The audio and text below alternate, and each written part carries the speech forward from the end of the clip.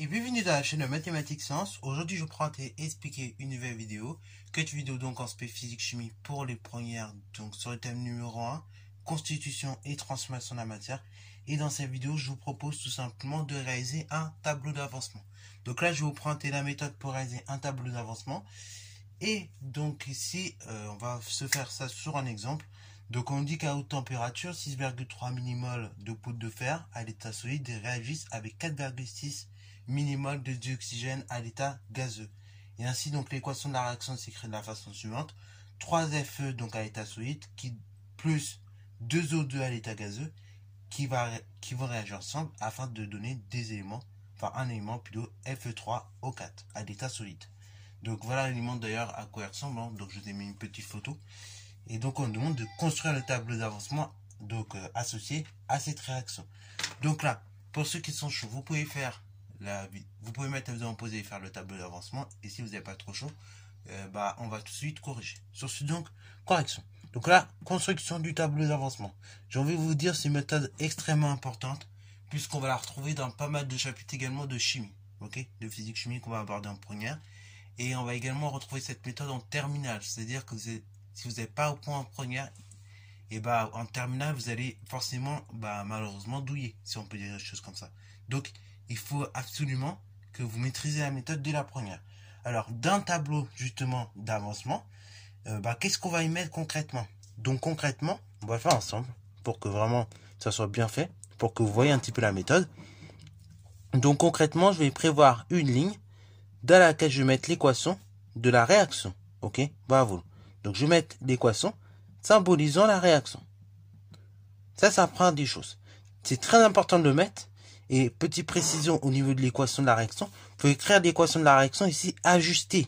Ok, donc là, on vérifie bien que dans l'équation qui nous a été donnée, on a bien tout simplement tous les éléments ajustés. Donc là, au niveau des éléments à faire, avant la réaction, dans l'équation de la réaction, on en avait 3. Après la réaction, on en a bien 3. Au niveau des éléments d'oxygène, donc, on en a bien 2. Et après la réaction, au niveau des éléments oxygène, pardon, on en a bien 4 avant la réaction et après la réaction 4. Donc là, du coup, c'est bon, l'équation est ajustée, ok? Mais pareil, si c'est pas ajusté, il faut l'ajuster parce que sinon, vous allez avoir des problèmes. Ok? Bravo. Donc là, on écrit tranquillement l'équation de la réaction, donc qui est déjà ajustée ici. Donc Fe3O4 à l'état solide. Et donc là, ici, une fois que j'écris l'équation de la réaction, qu'est-ce que je vais faire? Je vais tout simplement prévoir différentes lignes. Ok? Pour différents éléments. Ok? Alors, donc ici, on va mettre l'état du système. Donc, si on est à l'état initial, si on est à l'état où la réaction se fait, donc à l'état en cours, ou si au contraire, on est à l'état final. Donc, à l'état initial, juste à côté, je vais mettre l'avancement qui correspond. Donc, l'avancement, qu'on note X en mol. Donc, ça correspond au nombre de moles, en fait, produit. Donc là, lorsqu'on est à l'état initial, l'avancement vaut X égale à 0, hein, puisque la réaction n'a pas eu lieu. Lorsque la réaction se fait, et là, l'avancement, il vaut X, ok? Puisque là, la réaction est en cours, et donc, tout simplement, quand l'avancement est en cours, on produit X mol de produit. Et enfin, quand on est à l'état final, on a produit XF, donc mol, à l'arrivée. Alors, une fois que j'ai fait ça, donc là, c'est pour l'avancement. Et maintenant, je vais également prévoir ici, dans cette partie-là, une ligne où je mets les différentes quantités de matière. Ok, bravo. Donc ici, c'est les quantités de matière. Donc pareil, en mol. Alors du coup, comme nous, les résultats ils étaient donnés en millimol, il suffira juste de multiplier par 10 exponent moins 3. Hein, pour passer du milli à l'unité de base, si on peut dire ça comme ça. Donc là, ici, on va mettre la quantité de matière de l'élément fer, la quantité de matière du dioxygène et la quantité de matière de l'élément Fe3O4. Ok? Et après, pareil, du coup, on va étudier l'avancement au niveau de ces trois éléments-là. Ok? Bravo. Donc, pour l'évolution de la quantité de matière des réactifs, donc là, il faut bien identifier également les réactifs. Donc les réactifs, ce sont tous les éléments qui sont avant la flèche, donc qui réagissent au départ, qui sont présents dès le départ. Donc là, pour le faire, justement, comme c'est un réactif, la réaction n'a pas eu lieu, elle n'a pas commencé à l'état initial. Donc la quantité de matière de fer à l'état initial, ça va être la quantité de matière qu'on nous a donnée.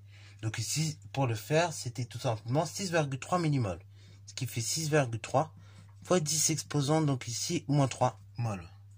Pour le dioxygène, on disait que c'était tout simplement, donc ici, 4,6 millimoles. Ok. Donc ce qui fait également 4,6 fois 10 exposants, moins 3. Donc là, l'état initial, je le répète, pour les réactifs, vous mettez les quantités de matière qu'on vous donne. Puisqu'à l'état initial, pour les réactifs n'ont pas été consommés. Ils sont juste là en présent, enfin en quantité donc de départ. Et pour les produits, du coup on met 0 puisque la réaction n'a pas lieu, donc pas de formation de produit. Quand la réaction est en cours, du coup, on va voir une baisse au niveau des réactifs qui va se faire. C'est-à-dire on aura 6,3 fois 10 exponent moins 3, moins, donc ici, 3x mol, donc de fer en moins. Alors pourquoi? Parce qu'en fait, quand l'avancement est en cours, on va produire X mol d'éléments chimiques au niveau des produits. Et donc, ces X mol d'éléments chimiques qu'on va produire au niveau des produits, et ça va se retrancher au niveau des réactifs. Il y en aura moins.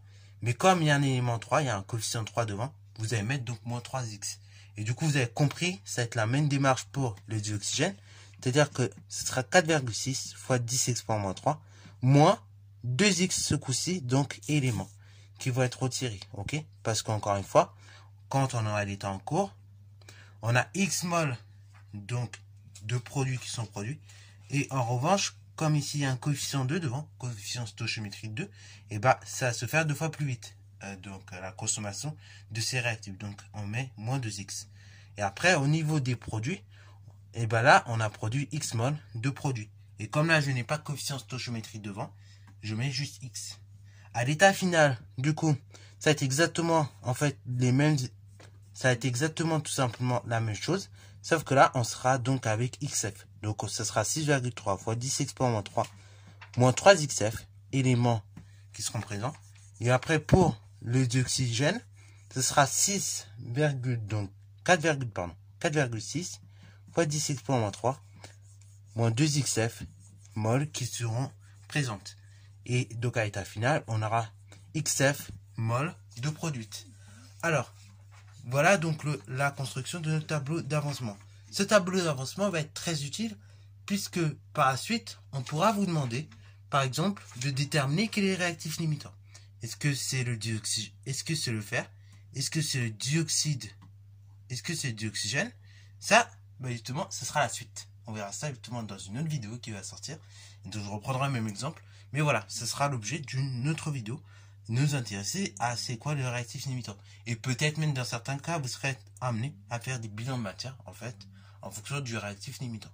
Voilà. Bon, sur ce, c'est la fin de cette vidéo. J'espère qu'elle t'a plu. Si c'est le cas, comme d'habitude, n'hésite pas à la liker, commenter et bon résultat en mathématiques et en sciences.